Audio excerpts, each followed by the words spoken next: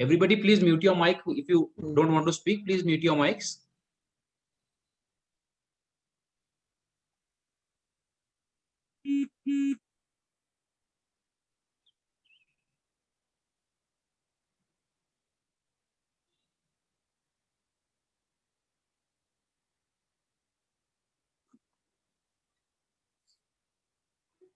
Let's start, sir. Yes, Okay. yes, just a second, sir. I'll just One minute, start recording. setting up the YouTube Yeah. set. Start. Bismillahirrahmanirrahim. Assalamu alaikum, everybody. Good evening. It's a great pleasure, and I'm very proud to welcome you all to this session, where we have a guest speaker called Dr. Sumaiya. Dr. Sumaiya is a little girl of very close friends, Dawood and Naima, who have been very, very close friends for a very long time. The families are together for a very, very long time. Friends, this special program for you so that you learn digital marketing from a person who is very educative.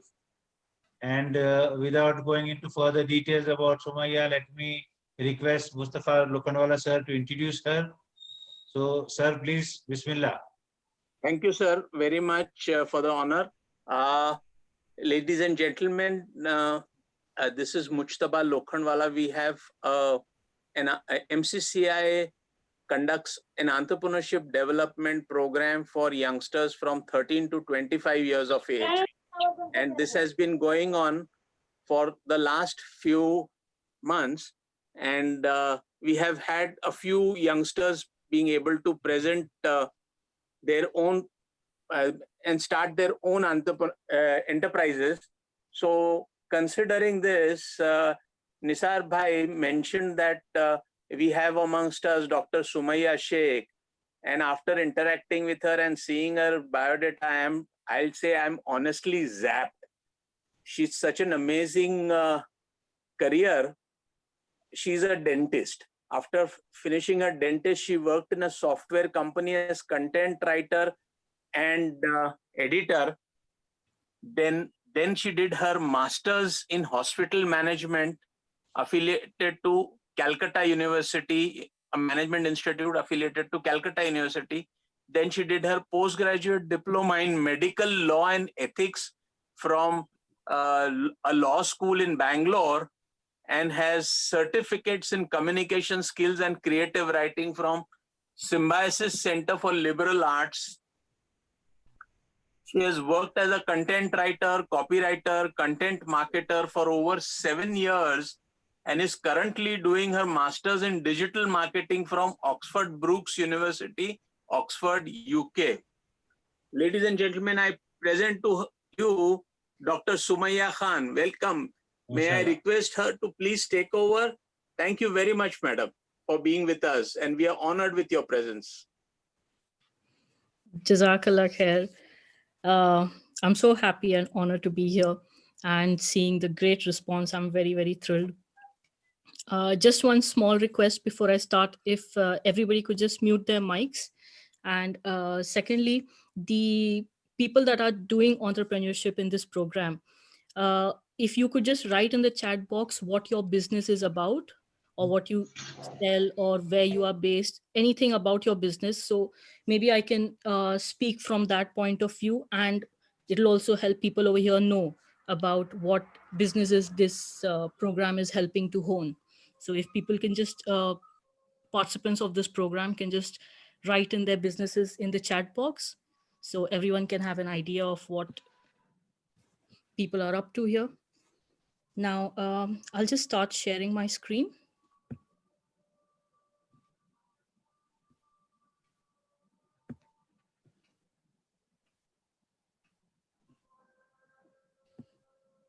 Can everyone see my screen?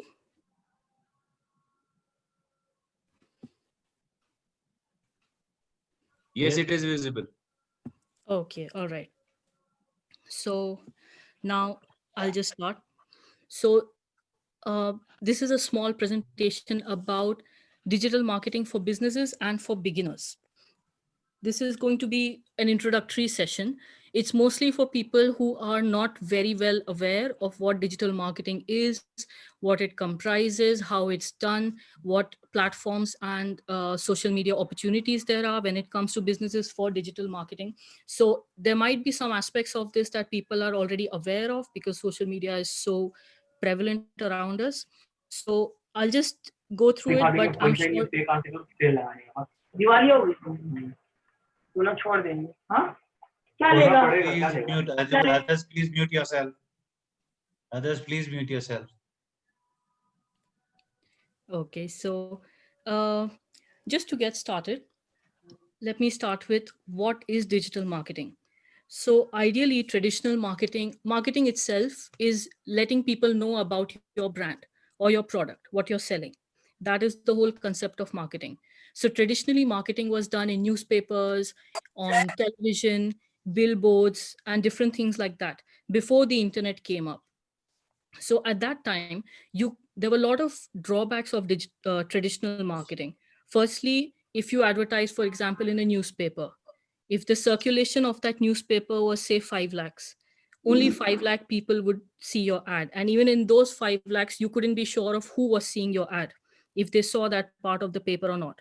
So there was limited audiences, you weren't sure about who was your ad was reaching, how effective it was. It was a lot There was a lot of trial and error, hit and miss when it came to traditional marketing. When digital marketing came about, a lot of those drawbacks, they were overturned. Digital marketing now can make sure that your ad can be seen anywhere in any corner of the world. Anyone who has an internet connection can see your ad. So it helps you give targeted advertising using a platform that is globally available to everyone. So these are just some small parts of what comprises digital marketing. Okay. So there's email marketing, SEO or search engine optimization, content marketing, then the main one that forms the chunk of digital marketing, that's social media marketing, and then pay per click, that is online advertising. Let's start with email marketing. This is something that I think everyone is aware of. Whenever you open your email, there will be more or less, if you even go to the mall, they'll ask for your email ID to help you subscribe. You'll get emails from Shoppers Stop saying that there's a new sale coming up. That is email marketing. Anyone who tries to directly correspond with you using your email ID to tell you about products or about their business or brands, that's email marketing. It's very, very cost effective, it's easy, it's direct, but unfortunately, because of people being spammed with a lot of emails, it tends to be a little less effective. However, even if you end up sending 1,000 emails, the cost of that is so much lesser than sending out 1,000 pamphlets or 1,000 brochures in person. That's the advantage of email marketing. It might be a lot of hit and miss, and the conversion rate, that is, say 3% of people eventually buy, it still ends up being very, very cost effective for a new or a small business.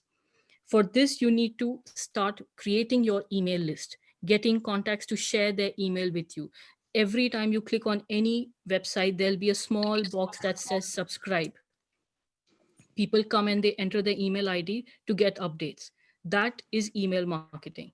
That's one of the more direct forms of digital marketing. Then comes SEO. Now, anybody who talks about digital marketing will always say SEO, SEO, SEO. It seems like a very heavy and difficult term, but it's actually very, very simple. It's search engine optimization. Now, when you look up something, you look it up on Google. Google is nothing but a search engine. And the results that come up in Google, that is what people aim for. If I'm looking for women's clothing in Pune, I will hope that my shop comes up. That is what I need to do to get my results on Google. That is search engine optimization. So now in that, ideally people need to have a website. They need to analyze their website, put up content on their website, videos or articles or product launches, press releases, anything. They need to backlink these articles to their websites and then add in certain keywords. This is a little bit technical. It might be uh, alien to people that are not very well aware of digital marketing. But inshallah, once you pick it up, once you understand the scope of it, you'll pick up small things related to this, and I'll speak about how you can eventually capitalize on this strategy. So the main chunk of digital marketing is undoubtedly social media marketing. Now, everyone more or less knows what social media is, right? So this uh, social media is the platform that budding entrepreneurs like most of yourselves can make use of. Now, I requested in the chat box for people to write what their business is about, what their entrepreneurship, what they're doing in this. So if they could just kindly inform me or just write it in the chat box what their business is about, I can comment and tailor this presentations a little more towards them. So let's get started. Firstly, these are the main social media platforms available, starting with Facebook, the largest one, then YouTube, and then, of course, WhatsApp, Instagram, Twitter, Pinterest, and there are so many more. So let's start with Facebook. Facebook has 2.7 active billion users. 2.7 billion is just a little less than half of the world's population. So you can imagine the penetration rate of Facebook being that high. Facebook is the number one place that you want to be as a young business, as a young entrepreneur. Now, if you have a business, irrespective of what it is, whether it's something very technical or if it's something about something very visual, for example, flowers, you sell flowers or flower arrangement, let's say chocolates or things like that. Irrespective, Facebook, you need to have a Facebook page for your business. Now, this needs to be a business page. When you go to Facebook, I'm assuming most people have their own Facebook personal account, but that is not where you want to show or market your business. You need to have a Facebook business page. It's very easy to create a page, and whenever you try and create a page, it'll give you two options: a personal page or a business page. Always opt for the business page, because the business page will give you options to create buttons like share, buy now, promote, live stream this product launch, and things like that. So even if you are just getting started, always make sure that the first thing you do after you register your business or even think of your business idea is create a Facebook page of that business idea. The second one is Twitter. Now, Twitter is, just going back to Facebook, Facebook is a very good place for written content. A lot of people tend to say, my business, for example, now I can see that people are into construction or stock market education. They'll say, oh, social media is very visual. People only click at photos, they see memes, they see videos, they don't really read. But that's not true. There are a few platforms such as Instagram that's more visual. But Facebook, the positive of Facebook is that it's very content rich. I'll give you a small example. Now, this is a page that I made. It's a personal Facebook page. I made a similar page for a client earlier on. So I just made this page recently. I mean, I started posting on it recently, and you can see it's very easy to use. Within this short time, I managed to get 48 people to like and follow this page. You'll see most of it is very content rich. A lot of it is written part, besides just your images. So that's why it's very easy to make, it's very easy to follow. You can ask your friends and family to like and follow it. It just gives you a great starting point, a platform to begin with. Next is Twitter. Now, people tend to be very skeptical about Twitter. Most of everyone I meet say, oh, Twitter is full of trolls. Everyone is always negative.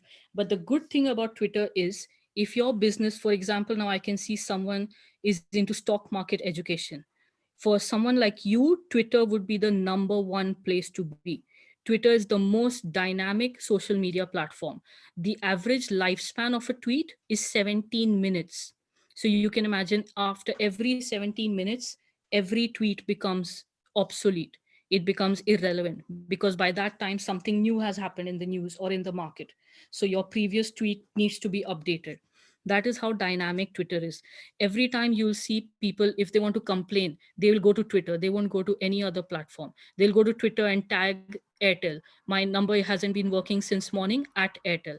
And then somebody from Airtel will immediately reply, okay, please call me on this number or give me your ID. Let me check your ticket number. Let me see what's wrong. That is how dynamic Twitter is. It's a great place to directly interact with your customers on a very, very priority and urgent basis. So a lot of people, Twitter is a great place to make or break your brand. So if somebody complains and then immediately you address that complaint, you end up creating a very positive customer experience for that person. And that person becomes a loyal follower for your brand. So Twitter is a great place to be very dynamic. The only thing is you need to be on your toes if you have a Twitter account. A lot of these things, for example, animal feed manufacturing plant, that's one of the businesses that I can see over here. Anytime there's a news article about animal feed, climate change, eco-friendly nurturing, anything related to your brand, you can directly share that news on Twitter. And there are also options to share it from Twitter to Facebook and other social media platforms. Most of the breaking news comes about on Twitter. A lot of people tend to get their news directly from Twitter. So you need to use that platform to leverage your business. Stock market, 100% it needs to be very, very active on Twitter. There are so many people. I personally know an ex-Economic Times anchor, Mr. Darshan Mehta. He quit his job because he ended up doing so well about advising stock market people on Twitter that he quit his job and now that's his full-time job. Just being on social media on Twitter, advising people about stock market and where they can opt for investments. So you can imagine how Twitter is giving people a platform, a source of livelihood for them. Then here, you can see the demographic of Twitter. Most of the crowd is either 35 to 49, otherwise it's slightly older. Now the older crowds, I'll just minimize this. Now the older crowds that are here, they are mostly business accounts. For example, the CEO of different companies, everyone is on Twitter. Jeff Bezos, Elon Musk, you name a company and their CEO is on Twitter. And then it's this group, the 25 to 34-year-olds that you want to target. Most businesses will target that age group. They'll be wanting people to buy and sell. And that's the group that's very important for your business, the dynamic group that tends to immediately complain and immediately praise your brand. So Twitter is a great place. Leave करो meeting क्यों If you can just mute your mic, thank you. So Twitter is a great place to be directly in contact with your customers 24/7. The next option is Instagram. Now I can see from the Instagram is a very, very visual platform. Most of you, I know, youth are very, very obsessed with Instagram. You can upload photos and written content with your photos. Now, these are three examples of actual small businesses that exclusively run through Instagram. For example, these. She has a flower shop. She shows photos of her flower arrangements over here and sells from here. And she has 32,000 followers. Every follower is a potential customer. Now see this, a small little company that makes personalized goods, 67,000 followers. These are just a few examples of businesses that are using Instagram. Now, from the businesses that I can see here that are working in the entrepreneurship program, the one related to paint, the one related to robots, robot manufacturing for restaurant waiters. It's excellent. Make a small demo, put up pictures of your robot, put up pictures next to nice looking food. This is all chocolate, 100% chocolate. The chocolate manufacturing business needs to be on Instagram. Show a good picture, just do basics of photography. You don't even need to be a photographer or a professional photographer for this. You just need to be sure that you can use your camera well to click really good pictures, which I'm sure most youngsters are very good at. Then windmill application for small society. You'll be surprised. One of the most uh, commonly requested wallpaper screens are actually pictures of windmills. Something so simple, a small detail like that can help you utilize your business idea. Then even for education counseling, all of these educational small brands, uh, okay, there's one of waste management procedure. Okay, waste management procedure would definitely need to be on Twitter and on Facebook. So Instagram is for very visually focused ones. And even if it's not visually focused, for example, the one again about stock market education, again, you can just put a screenshot of supposing a picture of a declining or rapidly increasing stock and remove the name of the brand. For example, if it's a Tata share, remove the name of Tata and say, can you guess which brand this is? Can you guess which brand did very well today or which brand tanked today? Just put up and get people to interact with you. They'll say, oh, I recognize this graph, it's Tata. Small ways like that that you can use. Any social media platform more or less is an example, is suitable to your business. You just need to make sure that you can reach your target audience using that social media platform. Then honey, there are so many articles that come up on climate change, how the increasing heat is leading to bees being lost. There are beekeepers. There's a very famous Hollywood actor called Morgan Freeman. He has an entire multi-acre ranch that he has only converted into a bee haven. There are millions of bees that he personally oversees and takes care of, and that's his part-time job now. So you can imagine, you can use articles related to him, you can follow him on Twitter, copy and paste or share his updates about it. Whenever you have any business, every single social media platform can be leveraged to that business, depending on what your business is about and how you want to approach your customers. You can just modify your strategy a little bit. Then next one is LinkedIn.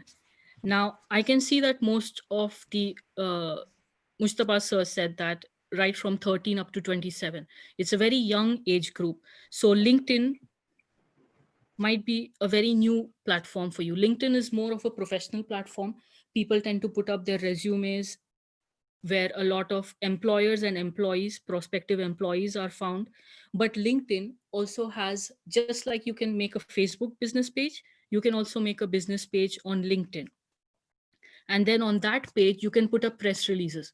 For example, a new flavor of honey or a new benefit of honey has been found. It will reduce this. Now, I recently saw an article in the British newspaper, The Guardian, that said honey is the best cure for COVID infections. Now, something like that was breaking news. It was on the front page. So you can imagine, you have to tweet something like that. You have to use that and then sell your product through that article. Save yourself from COVID now, buy this honey, buy this sample, buy this. Multi buys, a family of three packets of honey, get the fourth one free. So you can use every social media platform like that in correlation with breaking news or whatever people are talking about related to your brand. So LinkedIn, it might be something a little bit new to people. Most of the let's say demographic of LinkedIn is 25 plus, up until CEOs and prospective employers and HR professionals and things like that. So maybe for young entrepreneurs to get started, Facebook, Twitter, and Instagram would be your number one choice. But slowly, for example, the one about education counseling, the one business about stock market, these are all professional businesses. These are all businesses that a lot of older generation people are involved in, and that target audience is on LinkedIn. So then you might have to be proactive and create a LinkedIn page rather than only sticking to Facebook. Now another one that someone has just commented on is cold drink manufacturing. Now again, cold drink will be more, your target audience will be slightly younger, the younger generation, right? The teens or the people in their early 20s. So for that, again, you'll target Instagram, you'll target Facebook. You can have small contests on Instagram, where people do just put up a picture of your, if you're just trying to create brand awareness and you can afford to give away a few samples during your early manufacturing process. So you can put up an image of your brand and say, like and share this page, or like and share this image, follow this page. And then by the end of the day, one winner will be chosen from everyone. A lot of brands tend to do this when they're just starting out. They create small contests and small giveaways. That way it not only creates awareness of your brand, but also you can give away samples, so whoever wins, if they like it, they'll definitely share it. You'll get positive responses, and that will have a ripple effect of creating more potential customers.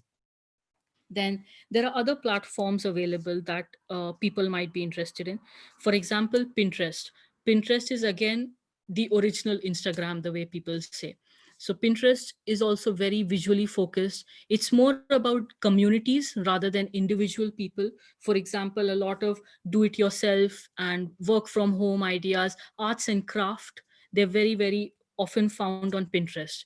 So Pinterest, again, for the person who's using uh, creating the chocolate manufacturing one, then the paint one, any business that's visually focused, they can do opt for Pinterest.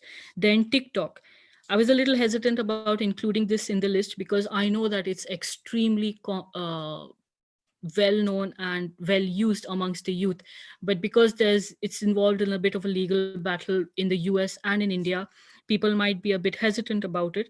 But TikTok and YouTube, they're, as you all know, video focused apps and video focused platforms. So if you have something that you can talk about, for example, 100% education, counseling, and stock market education, just giving 5-minute tips. The TikTok videos are usually shorter. So just giving small bursts. For example, second quarter, at the end of second quarter of the financial year, a small TikTok video where you say that, okay, in this quarter, Infosys did well because of this. That is one stock that you might want to look out for. This brand did this. Tata is launching now. Tata recently got the a contract to rebuild the parliament. Tata Construction Services, Tata Consultancy. So you can talk about that okay, Tata is one stock to watch out for because it got a huge contract, so possibly its stock value will go up. So these small tidbits, wherever you can do a video, for example, if you have a new product coming up and you want to do unboxing, or you want to, for example, for that matter, the chocolate manufacturing business, it's something so small, but you can ask your people who are opting for that, customers who buy those chocolates, can you just make a small thank you video, or can you just make a small video of, if you're gifting that chocolate to somebody, their reaction. And then you can put up that becomes not only a video that people like to see, but it becomes a customer testimony of how good your product is, how much happiness and joy it's bringing to people. And people will think, oh, that looks so nice. I'll also buy that small little chocolate bouquet and give it to my wife. So these small ways, like I said, every social media platform is a possible venture, is a possible platform for your business. It just depends on how you tailor and how you make sure that you use it to cater to your customers, to your people that would be interested in your platform, in your business. Now, I'll just, for people that might be very well versed with all these platforms, I'll just give a small talk about Hootsuite. Now, Hootsuite is, for example, a lot of people tend to be managing multiple platforms. Supposing you have Instagram, Twitter, Facebook, everything, and you don't know when to post what.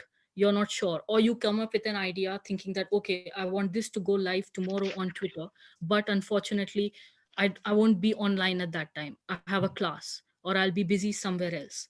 Hootsuite is what we call a social management platform. Now, this is a service that you can link all your social media platforms to Hootsuite, and then you can schedule your posts for whenever you want them to go live. For example, now if I want a Facebook post, Facebook is the only social media platform that lets you schedule posts. Now, even if I want something to go live on Facebook tomorrow, I can create that post, put it up, and then write go live only at this time. And then even if I'm not online on Facebook, that post of mine will go live at precisely that time. Unfortunately, Facebook is the only social media platform that lets you do that. If you want to do that for Twitter, Instagram, for example, if you're going, a lot of employees, if they go on a holiday, they make sure that they schedule posts that even if they're not around, people don't forget about their brand. So Hootsuite is that. Now you can see, this is one example. This person has all his social media accounts linked over here. Now this is just his Twitter account. So anytime somebody pings on Twitter, he immediately can reply. He can see individual comments posted to Twitter over here. so he doesn't miss out on anyone. So just in case if one person even complains on Twitter, and for some reason you just by mistake miss out on it, that person will second time, third time keep on retweeting and complaining, you're just trying to ignore me, this is how you treat customers, you've lost a customer, I'll make sure nobody ever buys your brand, blah blah blah.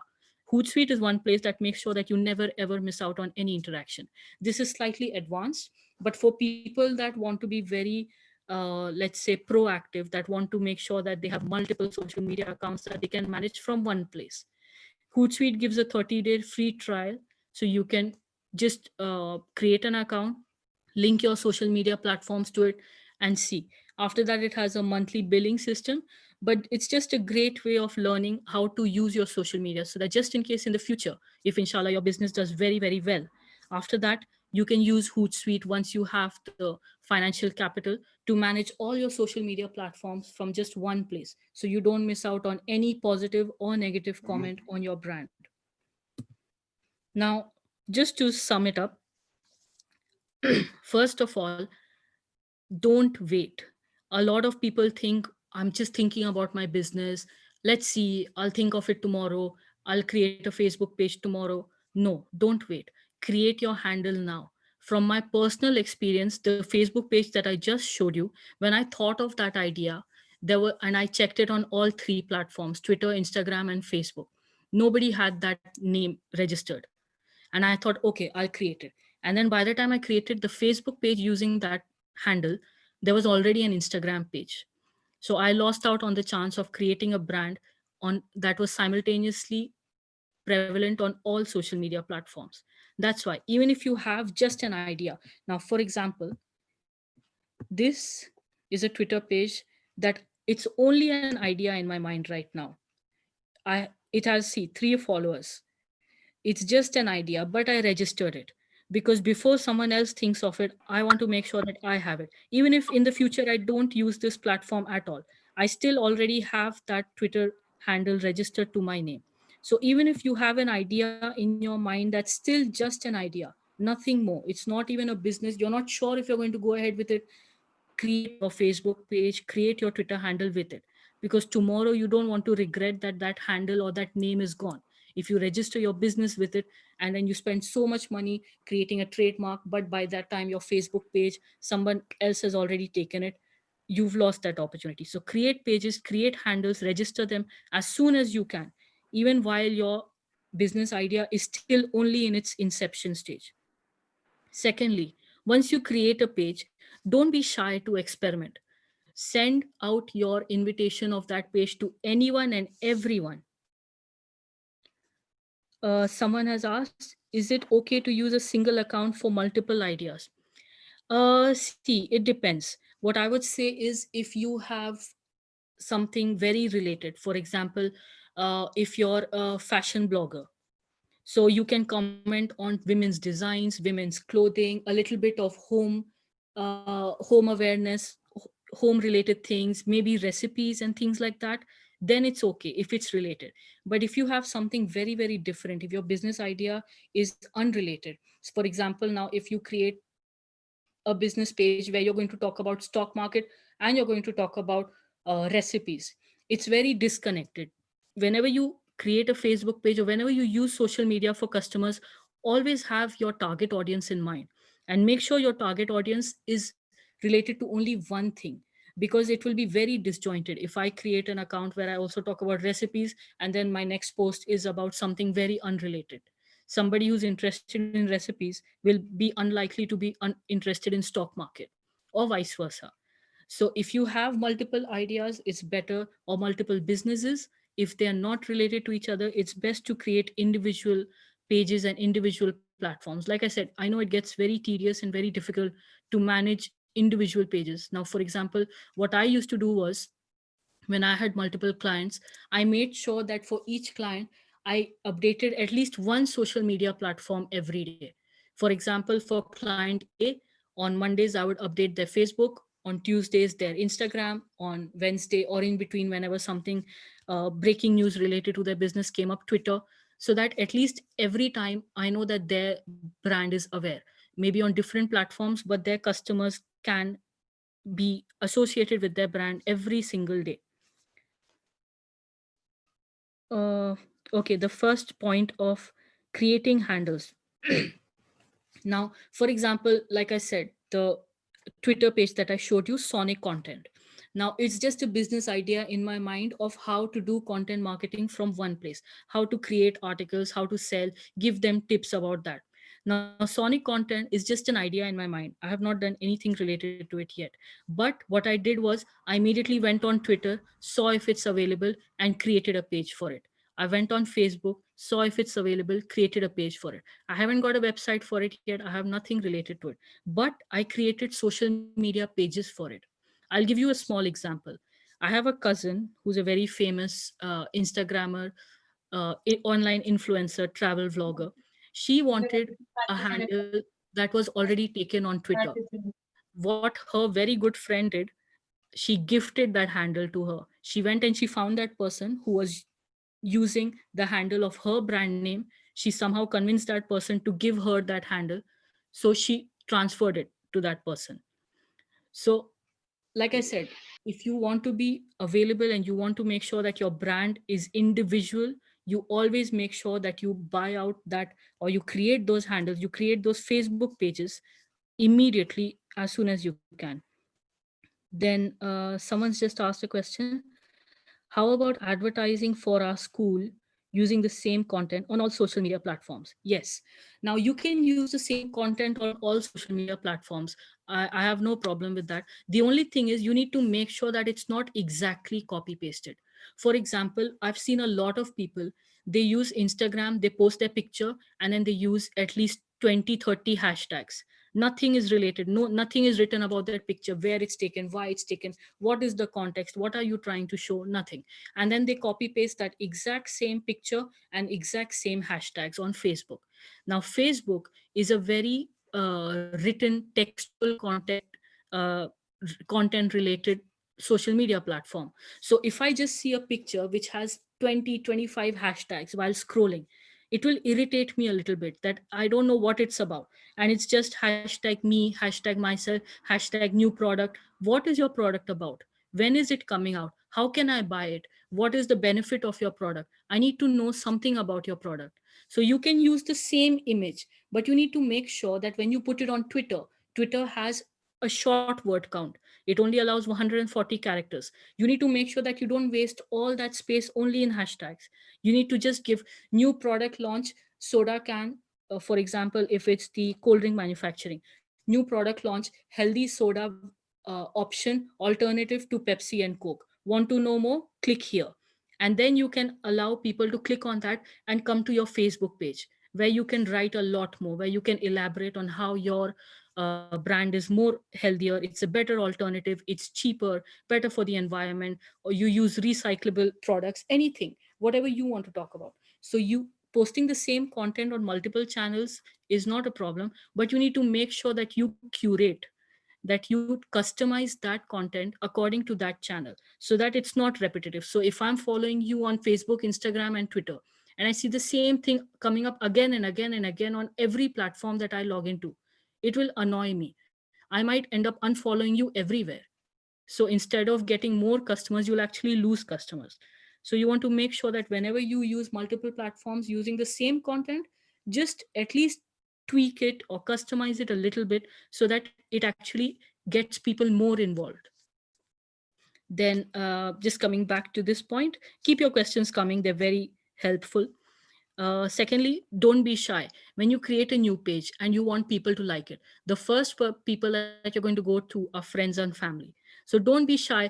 Oh, if I send it to this auntie, she will tell me this is not your age to create a business. Abhi thodi banate hai. tum to pehle padhai khatam karo, baad mein dekhenge. No, just send out your invitation to everyone. It doesn't matter what they think. You'll be surprised at the people that say yes and they start liking and following your business. You'll be surprised. There are people I sent out that invitation to. I hadn't spoken to them since my school days, and they responded, and and they liked it and they said, this is such a great idea, it's such good content, I really enjoy it. So you'll be surprised at the people that are very supportive. Most people are nice, most people are supportive. So don't prejudge them and think, I don't want to send this invitation to this person, oh, this person won't like it, this person will judge it, this person will tell me I won't succeed in this. No, don't be shy. Send it out to anybody and everybody that you can think of. Next is, how do you create content that is interesting? Now, for example, someone's asked me to talk about social SEM and SMA. I'll just touch on those topics. I won't go very much in depth because, like I said, this is a bit of an introductory system, so introductory session.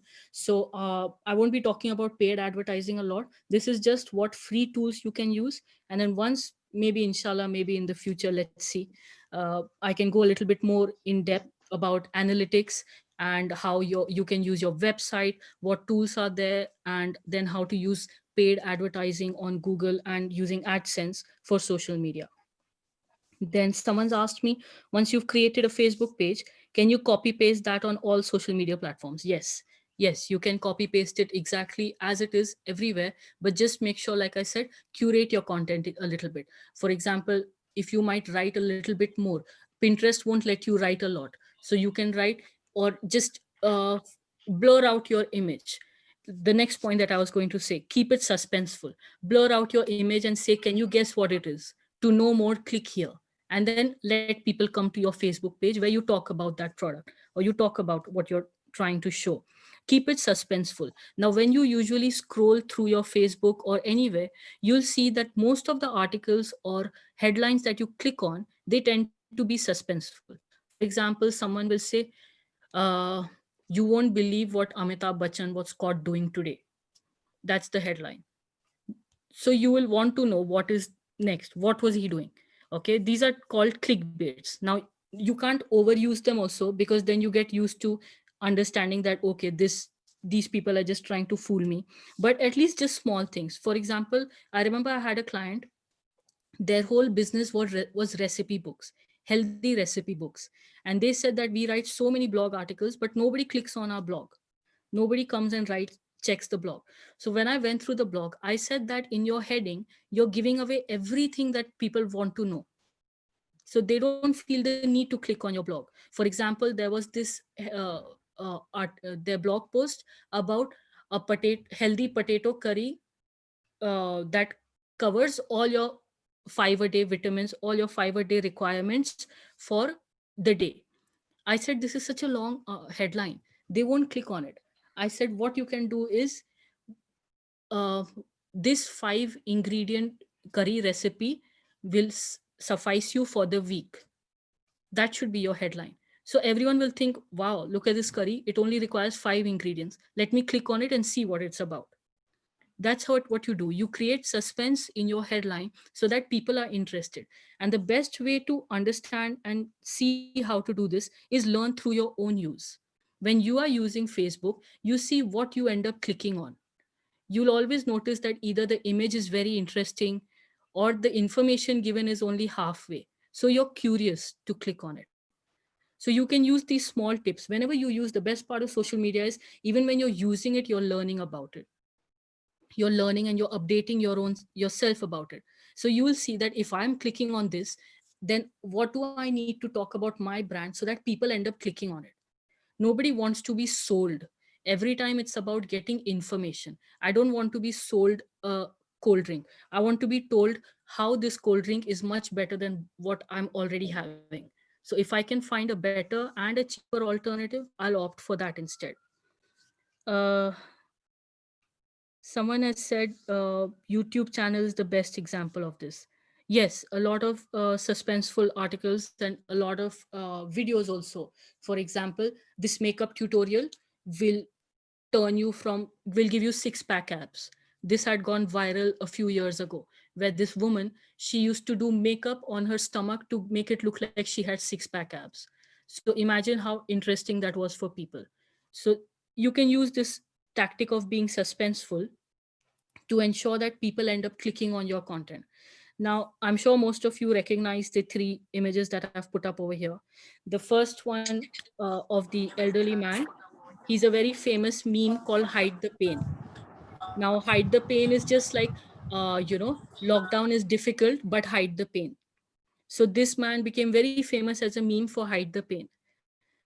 What in the US happened was, one, health insurance, because they have private healthcare in the US, a health insurance company actually hired him to be their brand ambassador, where he said, now you don't need to hide the pain, you can instead opt for their health insurance and get the treatment you need. So you can imagine how these brands are using famous people. Now these are all people that got lucky. Now this man, the angry Pakistani cricket fan, he went viral during the match he was attending.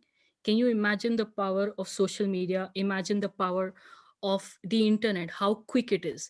He was interviewed before the end of the match saying कि आपको पता है कि आप बहुत famous हो गए हो, सब लोग यहाँ पर आपके ऊपर मीम्स बना रहे, ट्विटर पे आप ट्रेंड कर रहे हो. And he was just shocked. He didn't even know that this picture of his had been taken, that people were forwarding it, creating memes about it. That is how quickly people go viral. Now he's created his own brand. Now he's created his own Twitter handle where he actually says, I am the angry Pakistani cricket fan meme. And he has thousands of followers on social media.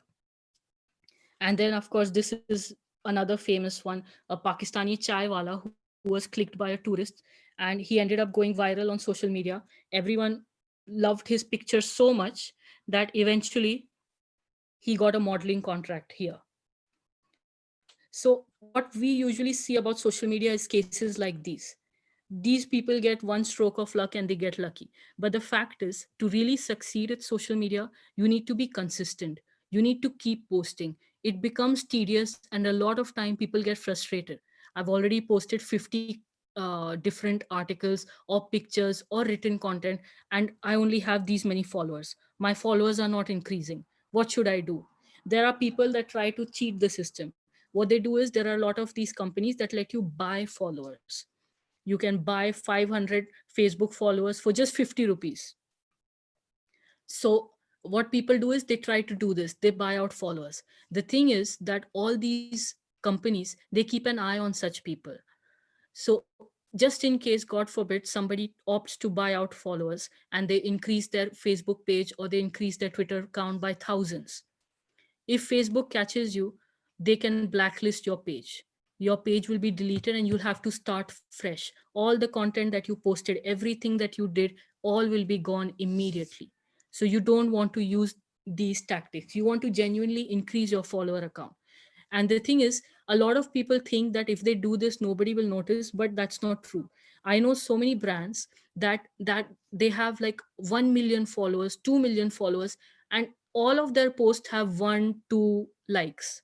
You can immediately see those pages and understand that these are bot followers. They are robots. They are not genuine people, because there will be at least a 1 to 3%. The minimum engagement is 1 to 3%. So if you have 100 followers on your page that are genuine, at least 3 people will like the post that you've put up. So if you have 1 lakh followers and you're getting only 1 or 2 likes, it's understood that you have mostly bots, or you have mostly bought out some of those followers. Then how frequently should you post? Once again, the frequency is something very it varies brand to brand. Now, what I would say is, if your brand is seasonal, for example, chocolates, if you have a chocolate business, just in the month of February, before Valentine's Day, you should post every 2, 3 hours. Every order that you get, take a picture. Have you bought your Valentine packet yet? Yes or no? Order here. Then around Children's Day, on Teachers Day, whenever you think that you have more business. Now, usually somebody who has, for example, let's see, somebody has had a paint business, I saw a paint one. So most people will opt to paint their houses during the holidays, right? Because you're free, your children are home, you can get things done. Maybe you might take a holiday at that time and then get your house painted. So that is time when you need to be more active. You need to be more persistent. You need to post more often. So honey, the business that's into honey supply, people used to use honey a lot during to cure their cough and colds, and people usually get cough and cold during the flu season. So the whole of winter season, you need to post a lot: home remedies, simple honey recipes, different ways to have honey, things like that. So Start video. depending on your brand, depending on your business, you'll need to see the frequency of your post. Now, if you're into stock market, on the weekend the stock market is closed. You don't need to post that often on the weekend. So you can maybe skip the weekend, take a holiday. But during the week, you need to be extremely active. Monday morning, when the bell rings, when the stock market starts, it launches, that's when a lot of the stocks go up and down, the deciding factors. That time you need to do maybe a live stream on Facebook. Watch out for this stock, watch out for this stock. Infosys is about to declare their quarter results, you need to be careful about buying it, things like that. So the frequency on that you'll use to post on your different pages, it'll vary depending on firstly your business, how it is, whether it's seasonal, it's dictated, the demand changes depending on season or people or your target audience or things like that. Now the cold drink business, definitely you'll need to be more active during the summer months when it's hot. So you can talk about dehydration, you can talk about how you want to aim your product towards younger people. So when are younger people more likely to buy your drinks? During the summer months or during college fests, things like that. So how frequently you post will depend on your business, but at the same time you don't want to take such a long break that people forget about your brand. You need to post as frequently as you can, more so when the demand is increased. A good way to decide how frequently to post is to look at your competitor. Now whenever there's the London Marathon or any marathon, 1 month before the marathon you will see Nike, Adidas, everybody posting on their blogs how to get ready for a marathon in 6 weeks, how to get ready, which running shoes are the best for women, which running shoes are the best for men, how to stay hydrated during a marathon. Every day a blog article is uploaded on their website. Why? Because they know that this is the chief season, and they see that their competitor is posting about it, so they will also post it. So a good rule of thumb is to make sure that you always stay one step ahead of your competitors. So always see when they are posting, and accordingly you also need to post at least that frequently, if not more. Then someone's asked, can I post business photos on my personal account or make a new account for business? I would always suggest, once again, the online influencer that I was talking about, she had a huge following on her personal business, on her personal Facebook account.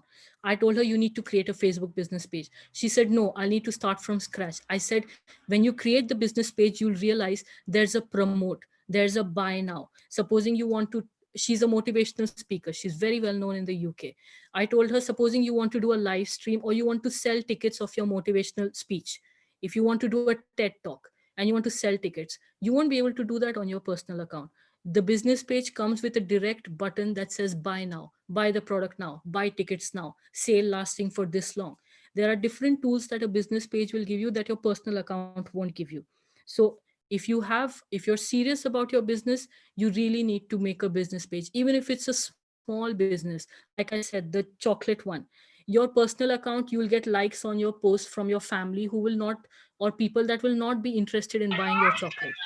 But if you have a business page, people will know that, okay, if I need to buy a chocolate, this person does very good presentations of it. I want to be able to buy it from her.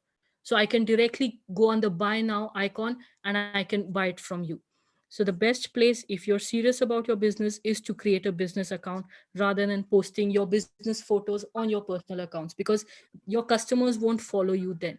They don't want to see one picture of you, video of you talking about a stock market, and then one picture of you with your family. That's not why they're following you. So the best thing would be to always ensure that you have a business account.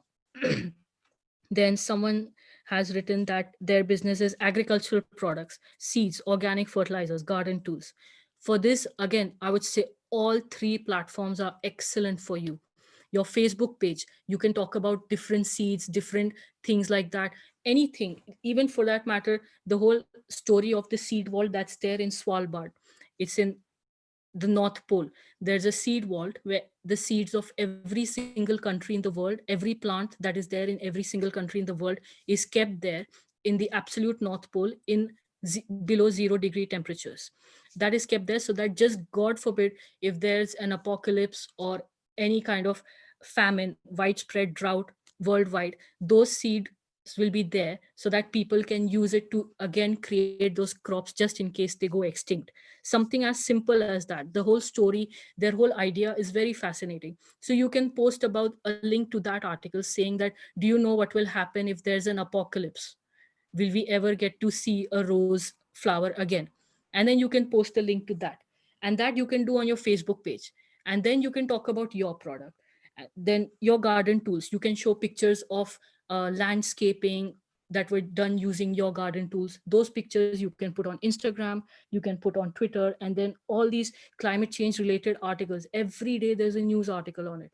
You can use your Twitter account to upload pictures or something relevant to your products with these news articles. So whatever breaking news, there's always something about climate change. You can use that to talk about it on Twitter. You can use your Facebook account to talk a little more, to describe your products. Like I said, it's a little more textual oriented. So you can use Facebook for that. And then you can use Instagram to show pictures of gardening that were done using your products, or plants that were grown using your seeds. So just looking at a gorgeous rose plant, I'll think, okay, how much did she buy it for? Oh, I'm getting a seed packet for just 400 rupees. Okay, I'll click on it. Let me try. I might end up with such a gorgeous plant in my house. So you can use each and every platform for a very versatile business like garden tools. Then someone has said, one of our student is in fisheries research. Okay, one of our student is in fisheries research. So would that be fish, like buying and selling fishes, or is it something more different from that? If it's buying and selling fishes, again, you can use Facebook, you can use uh, Twitter would not be that friendly. I would say Facebook and Instagram, especially again, fishery business would be very, very seasonal. Just before the rainy season, you'll need to ensure that you get more sales done. Encourage people to go and buy out extra stock, freeze their stock, because tell them during the rainy season, seas become very turbulent. Fishermen don't tend to go deep, so you get lesser produce of fish. You'll end up spending more money. Fish will become expensive. So buy extra now and save it for later. You can freeze it for later. It's more of creating. Okay, if you could just elaborate on that, maybe I'll be able to speak about it.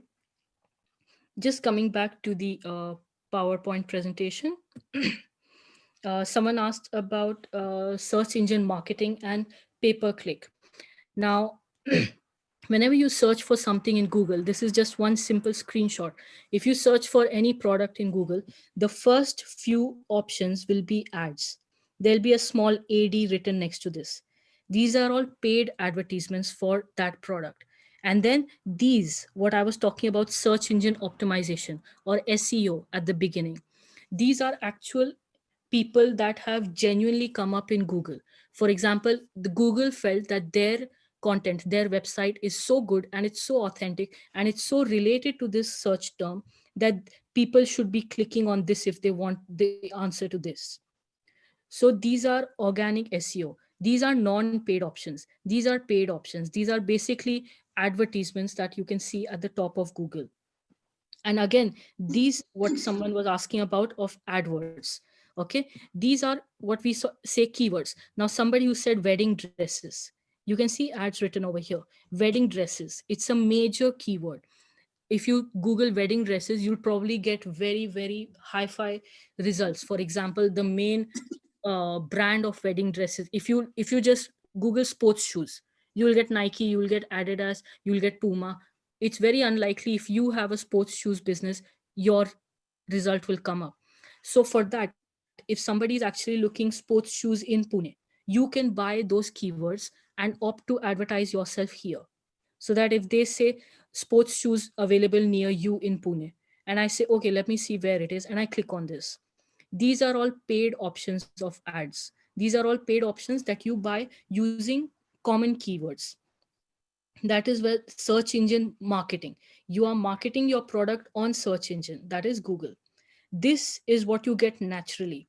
Now, like I said, to do search engine optimization, there's a lot of things that come up. It's very rare that someone lands up over here without an actual website.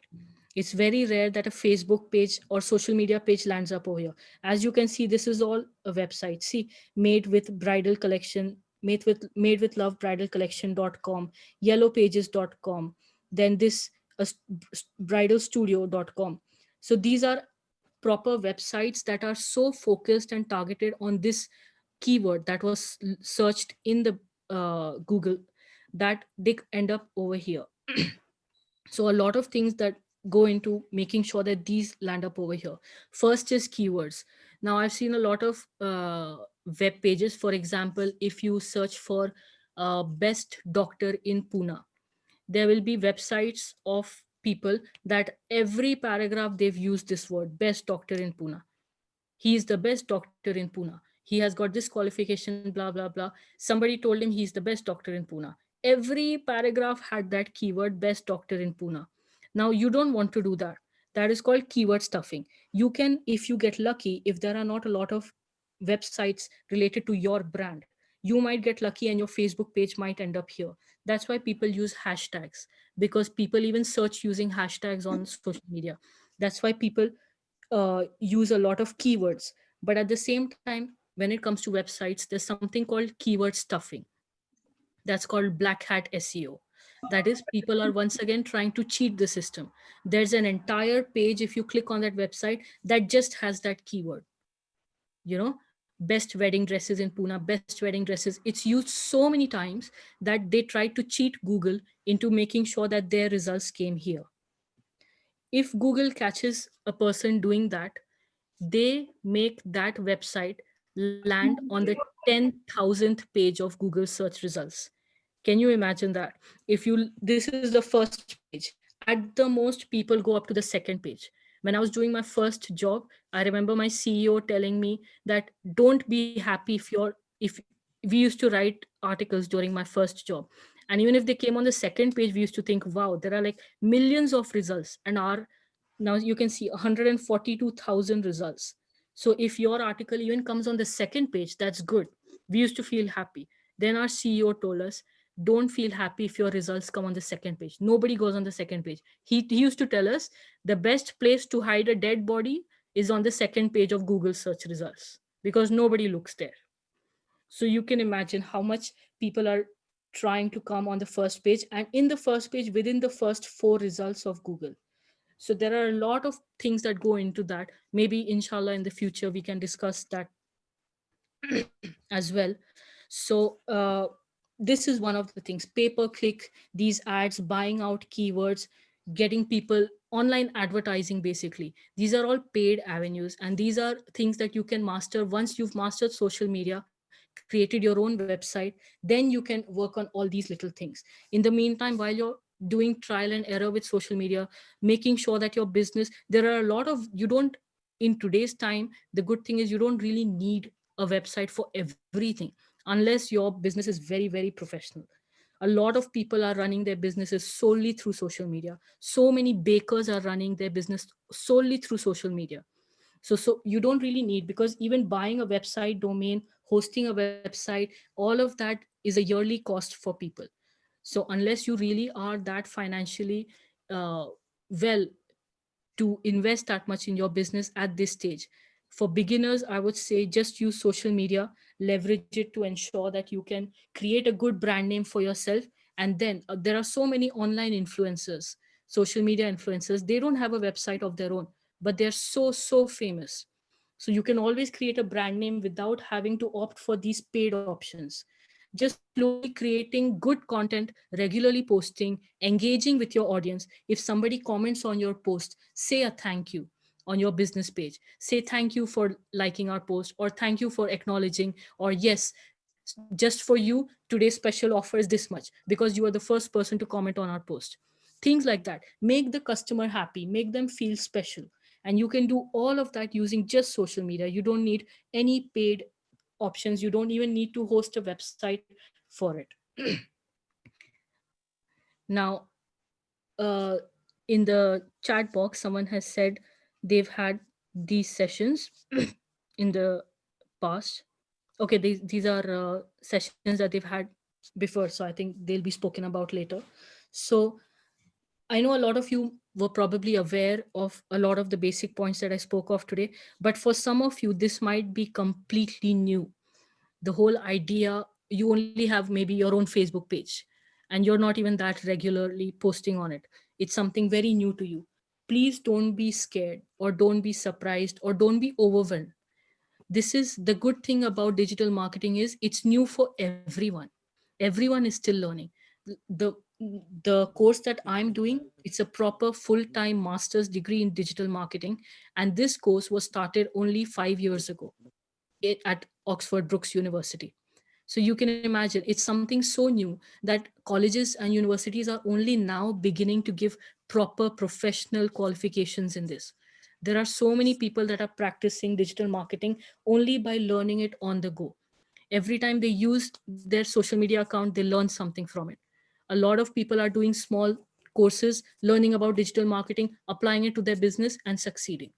So even if this is something very new to you, you don't need to think there are millions of people on Twitter. I've never even started an account. There are millions of people on Instagram. I don't even know how to use it. It doesn't matter. Just the point is to get started. You don't need to think about how to do it, what to do it. There are so many people ahead of you. There will always be people ahead of you. But the thing is, there are always people behind you as well. You just need to make sure that you take the first step. So if all of this is completely new for you, what you can do is there's this simple course that Google itself gives you. Google has its own, you could say, free course academy called Google Garage. So they have this fundamentals of digital marketing that gives you an overview of everything you could possibly want to know about digital marketing. It's, I think, 40 videos or something. So you can, every time you have some spare time, they have a exam in the end and you can be certified basic digital marketer on Google Garage. So every time you have free time, just register for this course. And while you're walking, traveling to work, doing anything you would like, you're just free. You can just listen to one video. That's how I got started. I used to just go to YouTube and type digital marketing for beginners, search engine optimization for beginners. What is pay per click? What is search engine marketing? What is AdWords? What is AdSense? How do I get certified? I used to just Google them, put them in YouTube, and while I'm working, walking, cooking, doing anything, I used to just make sure that I was listening to it. That's how you increase your knowledge, because this is such a new field that there are people speaking about it every single day. And every time you're free, instead of watching videos and content that won't benefit you, you can just put this on. Keep yourself busy, keep yourself occupied, and educate yourself every chance you get. YouTube videos is the best way to get started on something that is so open source. This course is so open source, anybody can master it. So if you want a small certificate just to get started, Google Garage gives you the fundamentals of digital marketing. The second link that I've given, I'll pass on this PowerPoint presentation to Mujtaba sir, and then he can forward it to anybody who requests it. This the link that I've shared over here. HubSpot is again a very famous brand in marketing. They started out by only giving tips, giving articles, providing information about how to market your product online. And they became so famous that now they have their own academy that trains digital marketers. They have their own software that you can use for marketing. They have their own planner, they have their own Excel sheets, they have their own very detailed, complicated software that people actually, marketers and big brands actually use. So they started out with something so simple, just talking about digital marketing, and now they've become so big. So this is one of the articles from their blog where you can look up what free classes there are about marketing. Now, for example, you know everything that you need to know about Facebook, or you're very well versed with Instagram, but you're very new to Twitter. So they have specific options or specific articles or specific small short courses that you can do that can teach you about Twitter. If you don't want to get started and first you just want to learn about it, create your page, don't post anything, first read up or watch videos about that, and then start posting. It'll help you create confidence, it'll help you become more informed about how to get started. make sure that you post the right content on the right platform. So these are just ways that you can get started. You don't need to be scared, you don't need to be overwhelmed. The best thing is this is such a new field, it's such a new branch. Everyone is learning on the go. The whole thing is that you just need to get started. You need to take the first step. Someone just asked, can you give any business idea for a new entrepreneur? Uh, I don't think I'm in a position to give a business idea, because everyone's level of expertise, everyone's ideas of what will help them benefit, what they are good at, or what they are comfortable with is different. So you need to look at your passion, you need to look at what you're good at, you need to look at what you can do. Now, supposing you are a very good piano player, but you don't have a piano in your house. So it's not very feasible to make tutorials about how to learn to play the piano. Even if you're interested in something as simple as cooking. Now, there's one very famous uh, YouTuber. She just made her channel 3 years ago, uh, in 2017. And I got recipes of hers from 3, 4 different sources. And then I just clicked on her YouTube channel. She started in 2017, 3 years ago, and she has nearly 4 million subscribers. So you can imagine she's minting money just by YouTube. She doesn't even, she has her own website, she has different social media pages, but obviously she shows recipes and she does live cooking on YouTube, and that's where she makes most of her money. So the idea of your business is all about deciding what your passion is, what your hobby is, what you're good at, and what you think you can talk about. If you're very good at something, but you don't think you'll be able to show people how to do it, then maybe that's not the idea for you. And yes, Rizwan sir said you can join the entrepreneurship program. They're better equipped to guide you about this whole idea of where to get started and how to go about it, and maybe ideas of where to source capital. But the good thing about social media is it's all free. Starting a Facebook page is free. Twitter is free. Instagram is free.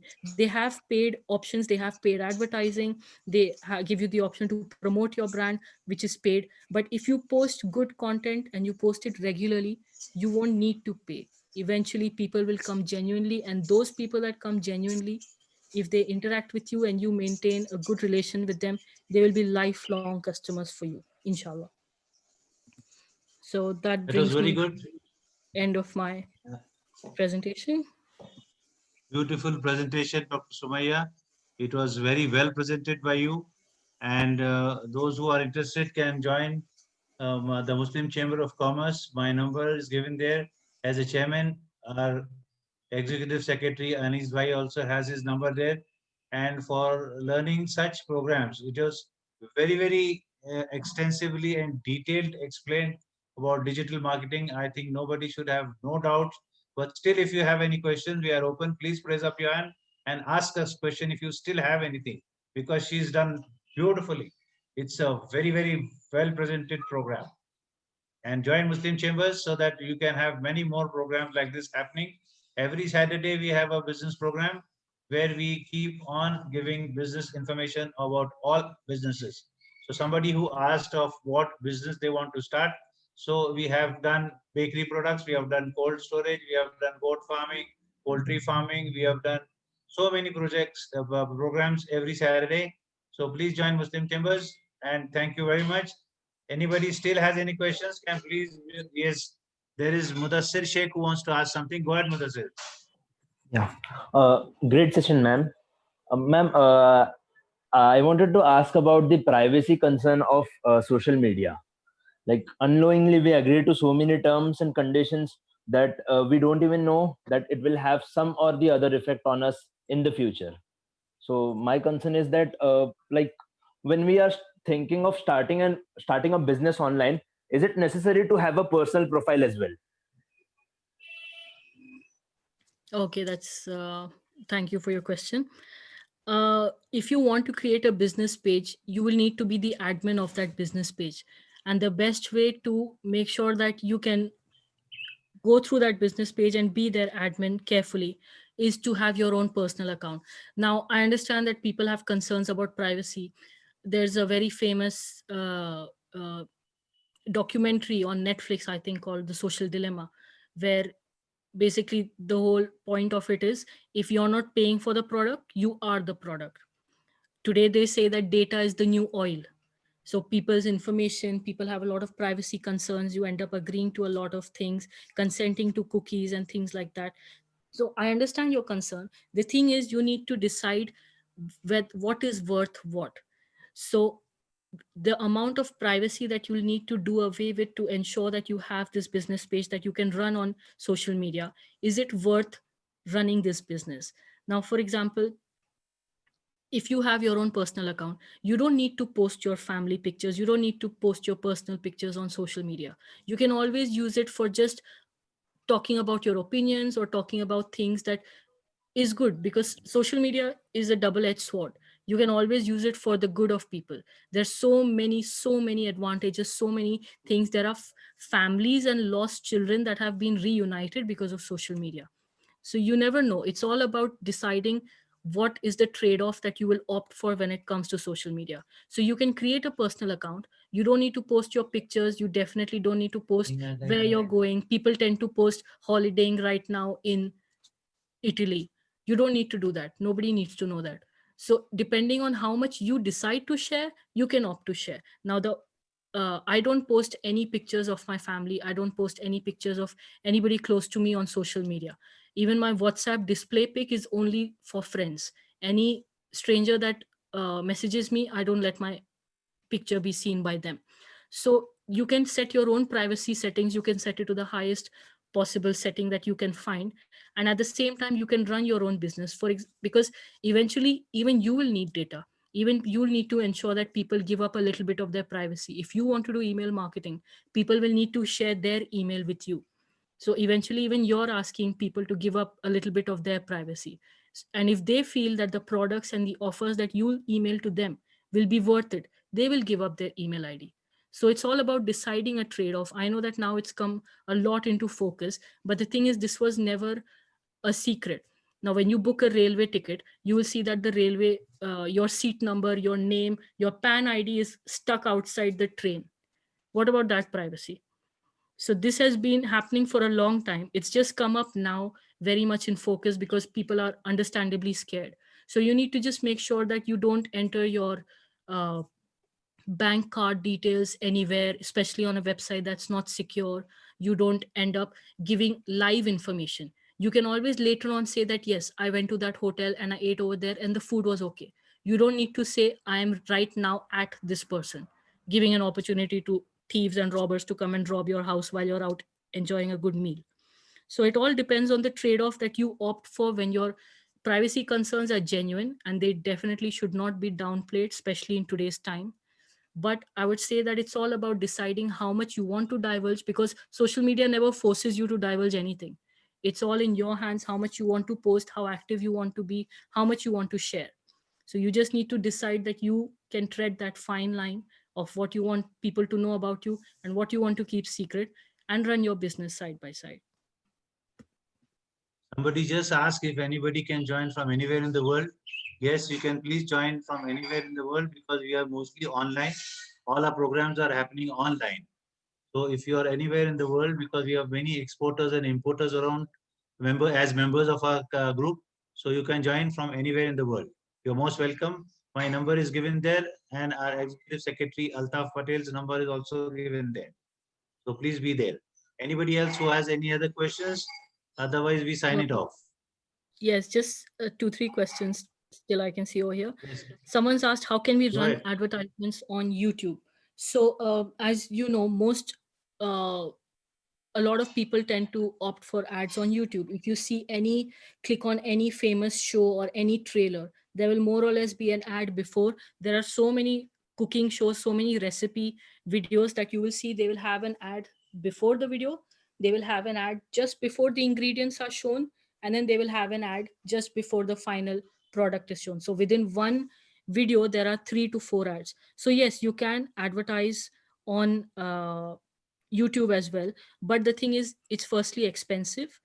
And secondly, if you want to have your own YouTube channel and then you want to advertise or get people to pay for advertisements on your videos, you need to ensure that your videos are that famous, your following is that large, that somebody will opt to pay for it. If you have a cooking show on YouTube, you need to have so many thousands of followers that some brand of cookware will actually approach you and say, can we please advertise our products before your video? So you can advertise your own self on YouTube. That's another thing, that's a paid option. Or you can eventually become so famous, get so many subscribers, make sure your video gets so many thousands of views that advertisers themselves will approach you. They are always on the lookout. They are always on the lookout for good potential places. If they see that you have thousands of viewers and yet nobody advertises with you, they will come and beg you to let them advertise. It won't be the other way around.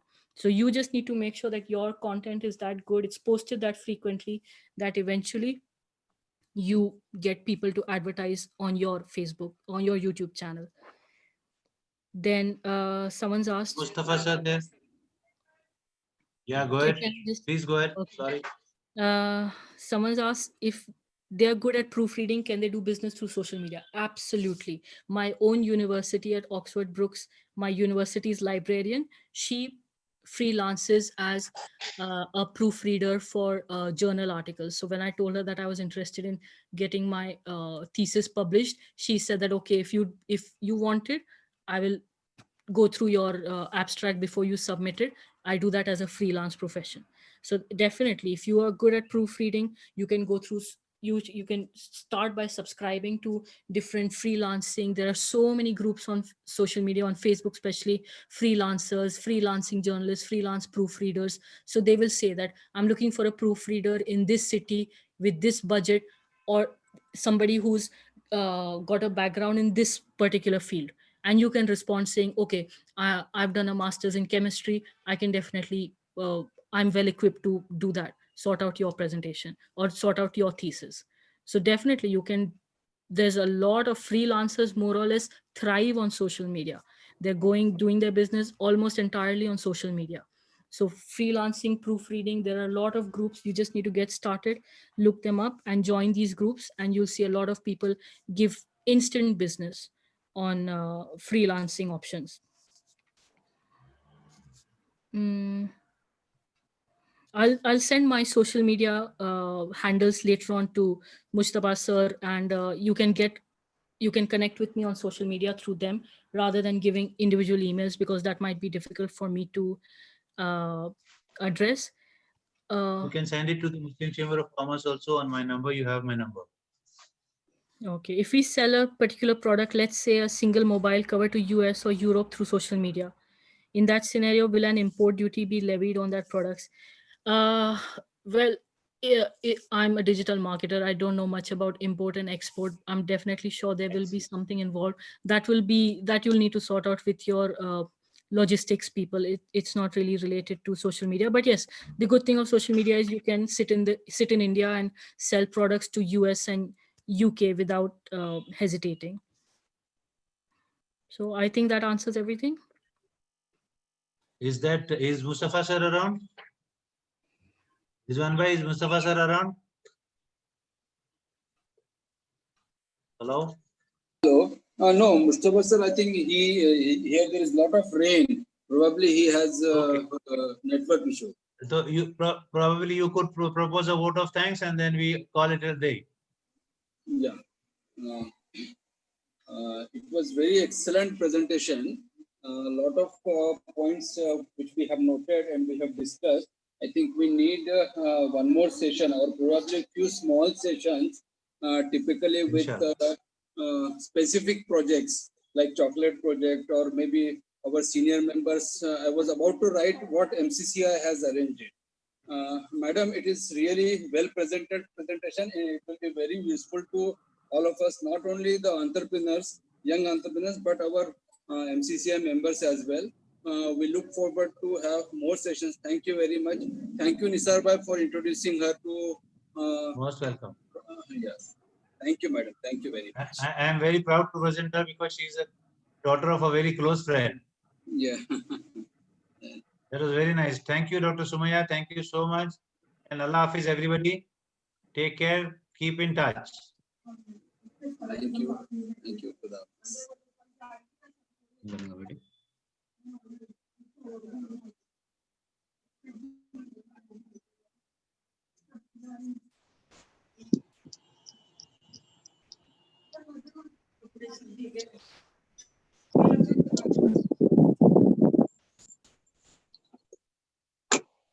Shaina.